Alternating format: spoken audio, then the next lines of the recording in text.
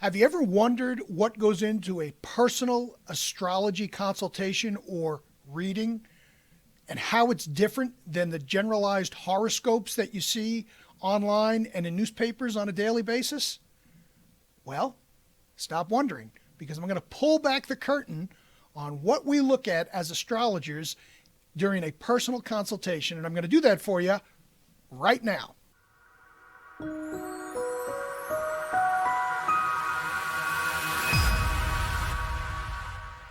But before I forget, if you have not already, please go to BlueRidgeAstrology.com. On the main page, you can download for free the Lunar Lookup Table.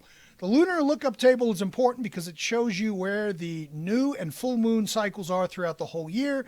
I'm going to be doing future videos explaining how to use this to your benefit. So, recently I did a video explaining how daily horoscopes work. If you haven't seen that, you can go back and find it. It's in one of the earlier videos. But personal consultations or personal readings are a completely different animal. Daily or weekly horoscopes are often very general. They have to be. I explained this in the last video. But personal consultations that dive into your birth chart are the complete opposite. They're anything but general and very, very specific because we look at lots of different data points. And what I'm going to do now is just show you some of the highlights that I look at when I'm going through someone's natal chart to help give you an idea of what a reading is like and where that information comes from.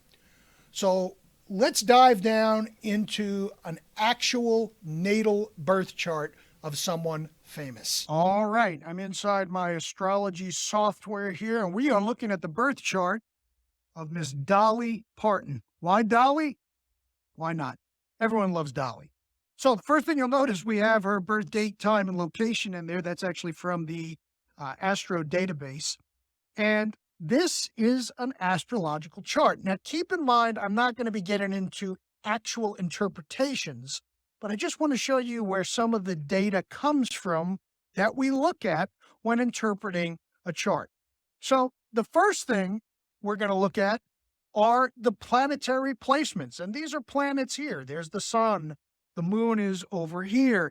You've got Jupiter up there. I'm not going to go through all of them, but we're going to see where those placements are because we all have the 12 signs of the zodiac in our birth chart. Most of us are only familiar with the sun sign, which is down here, but you can see here's Pisces, there's Aries, there's Taurus, there's Gemini. It goes all the way around the natural zodiac. So we're going to look and see where those signs are. I'll start with the sun sign, maybe the moon sign, which will focus on emotions. This is where the rising sign comes from, which is Virgo in her case. You've often heard of maybe the midheaven. Well, that's this point of the chart. So all these things mean something based on what's positioned at any given point in the chart. Then we're going to take a look potentially at houses. These are houses, each of these 12 sections of pi along the zodiac. Man, I got to clean this monitor. It's full of dust. Houses represent different departments of life. I'll be doing detailed videos on all these later on.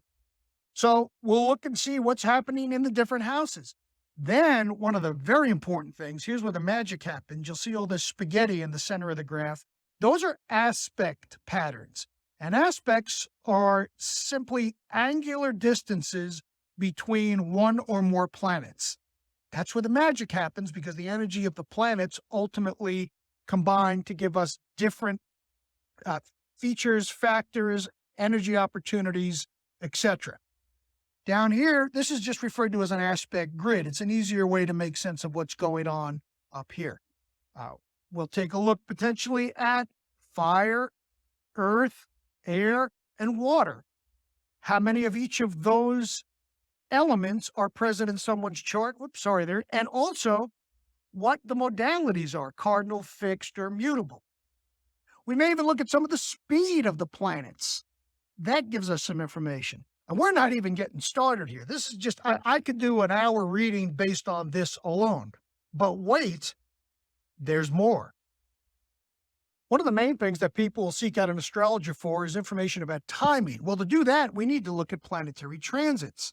Now, this is not personal to Dolly, but rather where the planets are currently in the sky. So this is actually at this moment that I'm recording this, which is 9:27 p.m. on a Friday evening. This is where all the planets are placed in the sky. But how does that interact with Dolly's chart? Well, for that, we need to look at a composite chart or a biwheel that puts the planets in the sky against where Dolly's planets are in her chart. And that looks like this. All right, so this is a composite chart with Dolly's personal planet placements in the center ring, which is here, and where things are in the sky along the outside. And again, more aspects are formed. Things are connected from her birth chart to what might be going on in the sky and then a given point in time. And I could progress this and look forward a day, a week, 20 years, because we know where the planets are going to be based on mathematical calculations. This is where a lot of the timing information comes from. But I'm still just getting started. Now, the type of astrology that I work with is referred to as vibrational astrology. It is the only branch of astrology that has been validated through controlled research and evidence-based practices. And one of the things that's very important for us to look at are what's referred to as midpoint structures. That's what you're looking at here. And in short, a midpoint structure is the distance of one planet between two other planets. I'm not going to get into the explanation. It goes way beyond that. But this tells us a lot of information about someone with regards to where these midpoint structures line up. Here's another view of aspects that are happening for Dolly over the next 6 months or so. I think I pulled it up for. Wherever you see a little blip on the graph, that means some planet in the sky is aspecting a planet in Dolly's chart. This is another element we look at, especially when we look down the road for timing to see what's happening in the sky and how that's interacting with your chart. I could generate transit forecasts, look at various compatibility profile scores. We can look at solar returns, lunar returns, progressions of the charts. The list is endless. This goes on. And I haven't even got into mentioning vibrational charts, which is a whole nother area altogether. As you can see here, there is a lot to know when we're looking at doing an astrological interpretation. It goes much more beyond the basic horoscopes that you often encounter. So there you go. That's a general idea of some of the key elements that we look at in a natal chart. That's by no means exhaustive, and of course it varies based on what a person's interested in.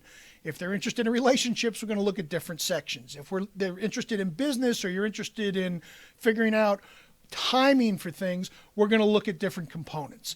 I hope this demystifies the process a bit so that you can have an understanding of where this information comes from. If I've earned your subscription, please be sure to click the like button and the bell below. And if you have any comments, please leave them below as well. I read and respond to all of them. My name is Michael Spremuli with Blue Ridge Astrology. Thanks so much for watching. That's enough for now, and we'll see you next time.